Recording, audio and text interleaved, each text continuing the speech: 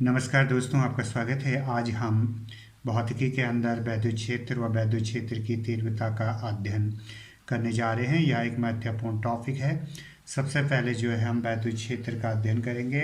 वैद्युत क्षेत्र अथवा इलेक्ट्रिसिटी इलेक्ट्रिक फील्ड किसे कहा जाता है। वैद्युत क्षेत्र यानी इलेक्ट्रिक फील्ड से आप क्या समझते हो? तो प्रत्येक वैद्युत आवेश के आसपास सदैव एक ऐसा क्षेत्र होता है, ध्यान दीजिएगा। प्रत्येक वैद्युत आवेश के आसपास, यहाँ पे जो है हम थोड़ा समझने की कोशिश करते हैं। माना कि ये हमारा आवेश है प्लस क्यू आवेश, ठीक है। प्लस क्यू आवेश है और इसके चारों ओर जो है ये एक क्या है, क्षेत्र है, एक वैद्युत क्षेत्र है। प्लस क्यू जो आवेश है इसका प्रभाव जहाँ जहाँ तक पड़ता है वह इस आवेश का जो है वैद्युत क्षेत्र कहलाता है। तो प्रत्येक वैद्युत आवेश यानी प्लस क्यू क्या है, आवेश है।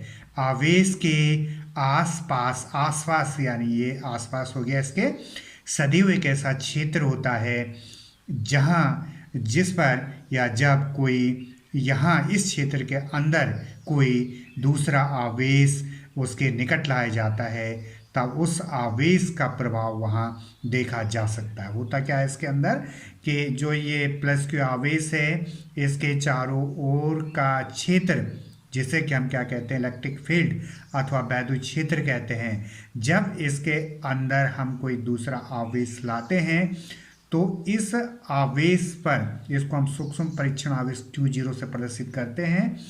तो इस आवेश पर जो है, जो हमारा प्लस क्यू मेन आवेश है, इसका प्रभाव पड़ता है। यानी यह प्लस क्यू आवेश के क्षेत्र में जब हम दूसरा कोई अन्य सूक्ष्म आवेश, अल्प आवेश, छोटा आवेश, बिंदु आवेश, ये काफ़ी अल्प बिंदु आवेश है, ये अपने आप में कोई वैद्युत क्षेत्र उत्पन्न नहीं करता। वैद्युत क्षेत्र में रखने पर मूल क्षेत्र में इससे कोई परिवर्तन नहीं होता। यह एक कल्पित आवेश है, वास्तविक आवेश नहीं है। प्लस Q0 की बात हो रही है। तो जब इसको वैद्युत क्षेत्र में रखा जाए, किसके वैद्युत क्षेत्र में, प्लस Q के वैद्युत क्षेत्र में जो मेन आवेश है, तो इस प्लस Q0 आवेश पर एक बल का क्या होता है, अनुभव होता है।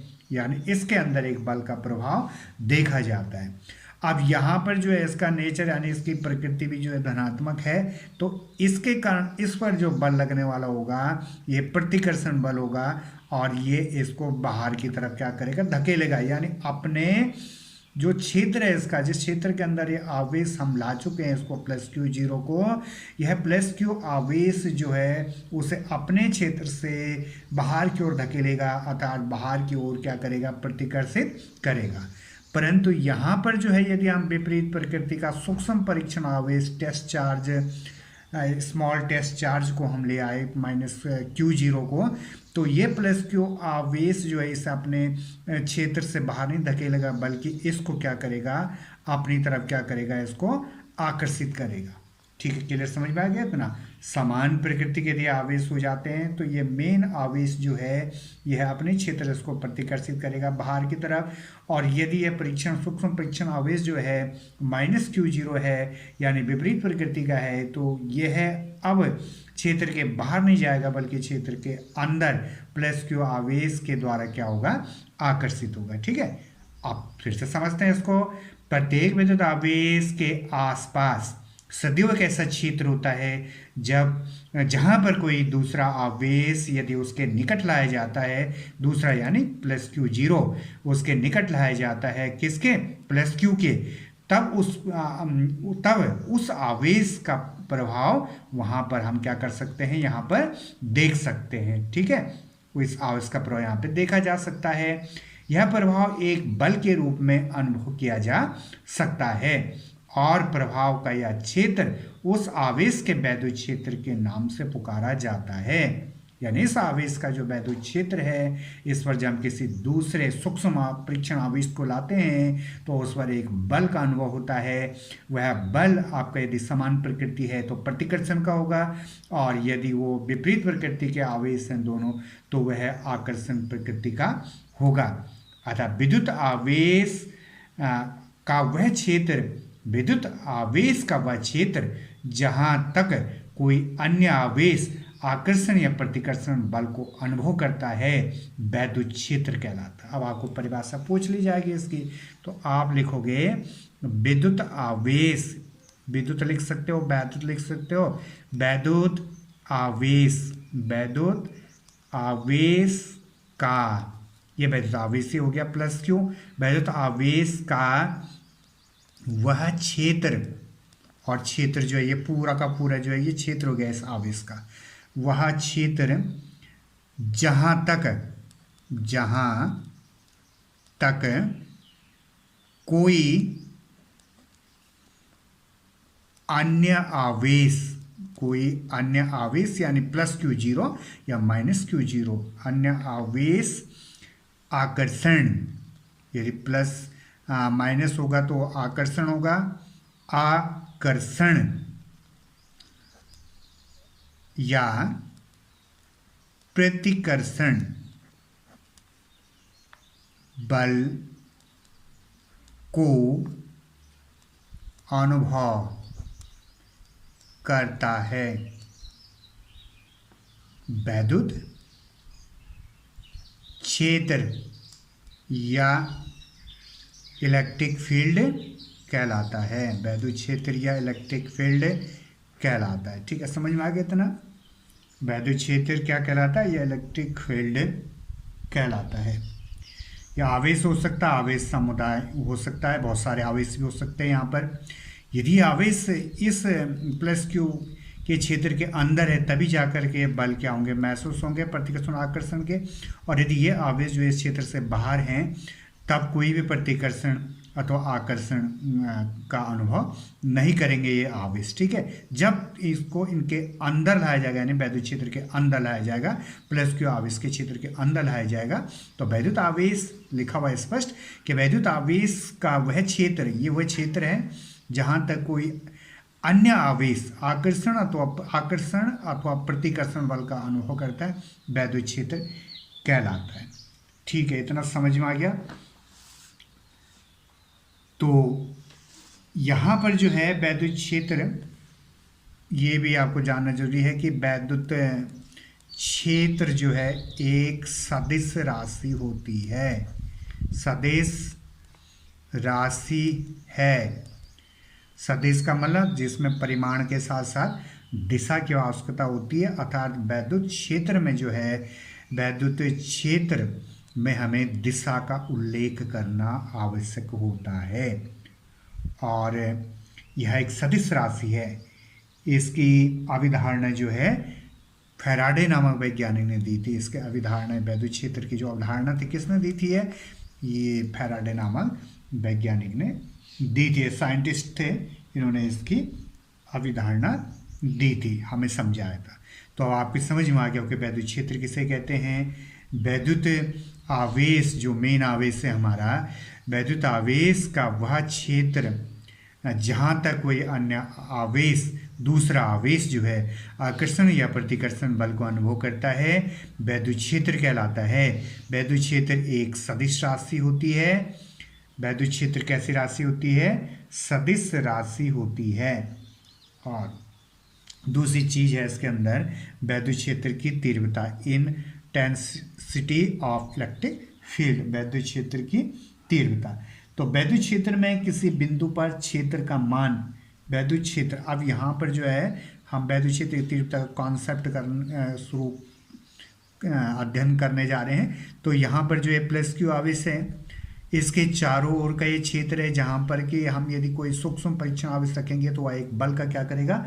अनुभव करेगा। तो उसी बल पर, उसी बिंदु पर जो आवेश हम रखेंगे उस पर वैद्युत क्षेत्र की तीव्रता को हम ज्ञात करना चाह रहे हैं। ठीक है, वैद्युत क्षेत्र में किसी बिंदु पर क्षेत्र का मान ज्ञात करना है, अर्थात वैद्युत क्षेत्र की तीव्रता ज्ञात करने के लिए उस बिंदु पर एक अत्यंत अल्प धन परीक्षण आवेश, वेरी स्मॉल पॉजिटिव जो टेस्ट चार्ज होगा, उसको रखा जाता है। अब यहाँ पर जो है हम वही जो सूक्ष्म परीक्षण आवेश Q0 है, उस Q0 को रख देते हैं। ठीक है, और इसके कारण इस पर जो बल लगेगा, यानी तीव्रता जो लगेगी, उसका क्या करना, हमें अध्ययन करना है। इस आवेश जो सूक्ष्म परीक्षण आवेश होता है इसका अपना कोई अस्तित्व नहीं है, ये कोई वैद्युत क्षेत्र उत्पन्न नहीं करेगा। पहले हम पढ़ चुके हैं, या मूल क्षेत्र में इसमें कोई परिवर्तन नहीं करना है। यह फ्रैक्शन चार्ज है, यानी ये कल्पित मान है, वास्तविक नहीं है, ये केवल रखा गया है वैद्युत क्षेत्र तीव्रता ज्ञात करने के लिए। ये माना गया है कि माना कि सूक्ष्म परीक्षण आवेश क्या है, Q0 आपके पास। ठीक है, इतना क्लियर हो गया आपका। तो इस पर जो है किसके कारण बल लगना है, प्लस क्यू आवेश, ये मेन आवेश है, इसी के चारों ओर जो है एक वैद्युत क्षेत्र उत्पन्न हो रहा है। ठीक उसी प्रकार जैसे हम चुंबक रखते हैं, चुंबक के चारों ओर क्या होता है, चुंबकीय क्षेत्र उत्पन्न होता है, उसी प्रकार किसी आवेश के चारों ओर क्या होता है, वैद्युत क्षेत्र उत्पन्न होता है। और जब उस क्षेत्र में कोई दूसरा आवेश सूक्ष्म परीक्षण आवेश हम रख देते हैं तो वह आवेश एक बल का अनुभव करता है, और वह बल आपका जो है धनात्मक हो सकता है, और प्रतिकर्षण का भी हो सकता है, और आपका आकर्षण का भी हो सकता है, या धनात्मक या ऋणात्मक आकर्षण तो प्रतिकर्षण, यानी वो आकर्षित भी हो सकता है और क्षेत्र की तरफ, और क्षेत्र से क्या जा सकता है, बाहर जा सकता है। तो प्लस Q0 हो गया आपका, इसके ठीक सामने वैद्युत क्षेत्र के अंदर ही प्लस Q सूक्ष्म परीक्षण आवेश रख दिया है। ठीक है, इतने समझ में आ गया।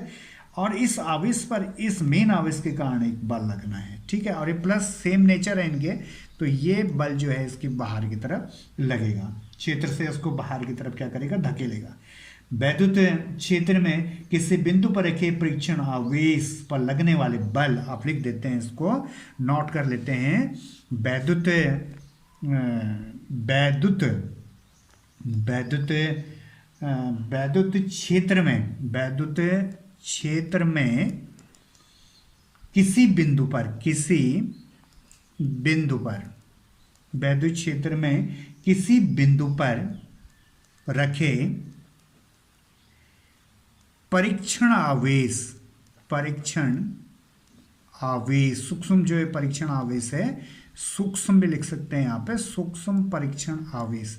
ये जो बिंदु है, माना कि यहाँ पे हम P बिंदु कर देते हैं, और इस पर जो है ये P बिंदु नाम दे देते हैं इसको, यहाँ पे प्लस Q0 जो है ये स्थित है। वैद्युत क्षेत्र में किसी बिंदु पर रखे परीक्षण आवेश पर, इसी पे लगेगा बल, परीक्षण आवेश पर लगने वाले बल, परीक्षण आवेश पर लगने वाले बल, परीक्षण आवेश पर लगने वाले बल, परीक्षण आवेश पर लगने वाले बल, बल यानी F, परीक्षण आवेश पर लगने वाले बल F तथा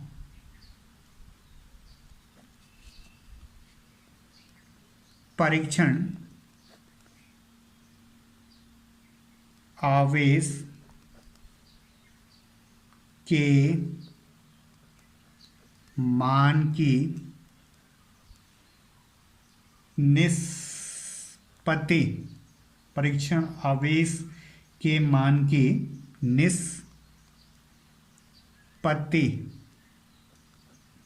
निष्पत्ति यानी अनुपात को उस बिंदु पर वैद्युत क्षेत्र की तीव्रता कहते हैं। देखो, वैद्युत क्षेत्र में, ये वैद्युत क्षेत्र है, वैद्युत क्षेत्र में किसी बिंदु पर रखे परीक्षण आवेश, सूक्ष्म परीक्षण आवेश, किसी बिंदु यानी P बिंदु पर रखे सूक्ष्म परीक्षण आवेश यानी ये है Q0 प्लस Q0 पर लगने वाले बल यानी F, तथा परीक्षण आवेश के जो सूक्ष्म परीक्षण आवेश है, परीक्षण आवेश के मान की निष्पत्ति को यानी अनुपात को उस बिंदु पर वैद्युत क्षेत्र की तीव्रता कहते हैं। देखो, अथा समझने की कोशिश करते हैं इसको। अथा यदि वैद्युत क्षेत्र में किसी बिंदु पर रखे परीक्षण आवेश Q0, परीक्षण आवेश क्या है, Q0, और पर लगने वाला बल क्या है, F। ठीक है, ये बल जो है सदिश राशि होती है, इसके ऊपर जो है तीर आता है, वेक्टर। Q0 पर लगने वाला बल F हो तो उस बिंदु पर वैद्युत क्षेत्र की तीव्रता, तो वैद्युत क्षेत्र की तीव्रता को हम E से प्रदर्शित करते हैं, और यह भी जो है एक सदिश राशि होती है। तो यहाँ पर परिभाषा देखिए, देखते हैं यहाँ पे परीक्षण सूक्ष्म परीक्षण आवेश Q0 पर लगने वाले बल, ये लगने वाला बल F सदिश वेक्टर तथा परीक्षण आवेश के मान की निष्पत्ति यानी Q0 के मान की निष्पत्ति यानी अनुपात को उस बिंदु पर वैद्युत क्षेत्र की क्या कहते हैं, तीव्रता कहते हैं। ठीक है, दूसरे शब्दों में हम क्या कह सकते हैं कि बल और आवेश सूक्ष्म परीक्षण आवेश के मान के अनुपात को वैद्युत क्षेत्र की तीव्रता कहते हैं। या वैद्युत क्षेत्र में किसी बिंदु पर के सूक्ष्म परीक्षण आवेश पर, इस पर लग रहा है ये बल, सूक्ष्म परीक्षण आवेश पर लगने वाले बल तथा परीक्षण आवेश यानी Q0 के लगने वाला बल तथा परीक्षण आवेश Q0 के मान की निष्पत्ति अर्थात अनुपात को उस बिंदु पर वैद्युत क्षेत्र तीव्रता E कहते हैं, अर्थात E बराबर F/Q0 या E वेक्टर बराबर F वेक्टर अपॉन Q0। ठीक है, और ये इसका सूत्र हो जाता है। और यदि ये आपको इसका मात्रक वैद्युत क्षेत्र की तीव्रता वेक्टर का मात्रक पूछा जाएगा तो F जो होता है ये न्यूटन हो गया, बल का मात्रक न्यूटन, और Q जो हो गया ये आवेश जो है इसका मात्रक जो है कूलाम हो जाएगा। ठीक है, तो ये न्यूटन बटे क्या हो गया, कूलाम, ये इसका मात्रक हो गया किसका, वैद्युत क्षेत्र की तीव्रता का मात्रक न्यूटन बटे क्या हो गया, कूलाम हो गया। ठीक है, अब यहाँ पर जो है कभी कभी इसकी जो है वैद्युत क्षेत्र की तीव्रता का मात्रक के साथ साथ जो है बीमा भी पूछी जाती है। तो ये वैद्युत क्षेत्र की तीव्रता, वैद्युत क्षेत्र की तीव्रता का मात्रक एवं बीमा, ये चीज़ें पूछी जाती हैं, ये भी काफ़ी इम्पोर्टेंट है। तो अब हमारे पास सूत्र क्या है, सूत्र है हमारे पास E, इसको जर्नल हम ऐसे ही लिख लेते हैं, E बराबर F/Q0। F क्या है, बल, ये हो गया आपका न्यूटन, F न्यूटन है ये, और बटे ये है आपका कूलाम। ठीक है, इस प्रकार इसको करेंगे। F जो है, F बराबर क्या होता है, ma द्रव्यमान गुणा त्वरण, और Q जो होता है, Q बराबर IT होता है, हमने पहले भी पढ़ा है कि Q बराबर क्या होता है, IT होता है। ठीक है, अब M तो इसके अंदर जो है द्रव्यमान हो गया M, और ये M जो है इसके अंदर द्रव्यमान है, तो ये किलोग्राम हो जाएगा।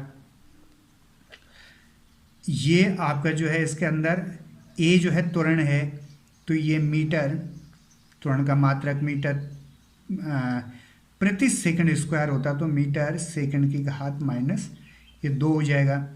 और I जो है धारा है, और धारा का मात्रक क्या होता है, एम्पियर, और T इसमें समय है, तो समय के क्या हो जाएगा, इसका समय के लिए यहाँ पे सेकंड हो जाएगा। ठीक है, तो ये एम्पियर और यहाँ पे सेकंड हो जाएगा, एम्पियर सेकंड। ठीक है, इसको जो है हम दूसरे शब्दों में लिखते हैं, तो ये हो जाएगा किलोग्राम, और M के लिए आ जाएगा मीटर, और सेकंड की घात माइनस 2, और ये हो जाएगा एम्पियर, और ये सेकंड। ठीक है, अब यहाँ पर क्या करेंगे, हम इसको किलोग्राम, फिर इसके बाद जो है यहाँ पे मीटर के बाद सेकंड माइनस 2 है, और सेकंड की माइनस 1 घात ऊपर जाएगी, तो सेकंड की घात माइनस 3 हो जाएगी, और एम्पियर भी जो है आपका ऊपर जाएगा, तो ये एम्पियर की घात माइनस 1 हो जाएगी। ठीक है, तो ये तो इसका जो है ये व्युत्पन्न मात्रक हो गया, और इसी से जो है इसका बीमा बनाते हैं, इसकी क्या बनाते हैं, बीमा। तो किलोग्राम के लिए क्या लिखेंगे, M, मीटर के लिए क्या लिखेंगे, L, सेकंड के लिए T की घात ऋण 3, एम्पियर के लिए क्या लेंगे, ए की घात -1, तो ये इसकी बीमा हो गई। ML की घात -3 और ए की घात -1, ये वैद्युत क्षेत्र ई की जो है, ई की बीमा है। तो ये आपने याद रखना है इसका व्युत्पन्न मात्रक, और ये आपने इसकी बीमीय सूत्र, और ये इसका सूत्र हो गया, और इस सूत्र की मात्रक हो गया इसका न्यूटन बटे कूलाम हो गया। ठीक है, तो यहाँ पे E बराबर है बटे Q0। F आपको पता बल है, बल का मात्रक न्यूटन, Q0 आवेश, आवेश का मात्रक कूलाम। तो F बराबर ma होता है, Q बराबर it होता है। तो m जो है m kg हो गया आपका ये द्रव्यमान, ए जो है ये आपका इसका मात्रक हो गया मीटर प्रति सेकंड स्क्वायर, मीटर सेकंड की घात ऋण 2। आई के लिए जो है एम्पियर, और टी जो है ये सेकंड हो गया। इसके बाद इसको लिखा किलोग्राम मीटर सेकंड की घात ऋण 2 और एम्पियर सेकंड, इनको आपने इंटरचेंज किया तो किलोग्राम मीटर सेकंड की घात -3 एम्पियर की घात -1, और इसी से जो है व्युत्पन्न मात्रक से आपने इसकी बीमा निकाल दी है। ठीक है, इतना आपकी ये समझ में आ गया होगा। तो उम्मीद करते हैं कि आपको जो है ये वैद्युत क्षेत्र और वैद्युत क्षेत्र की तीव्रता अच्छी तरह समझ में आ गया होगा। तब तक के लिए धन्यवाद, थैंक यू।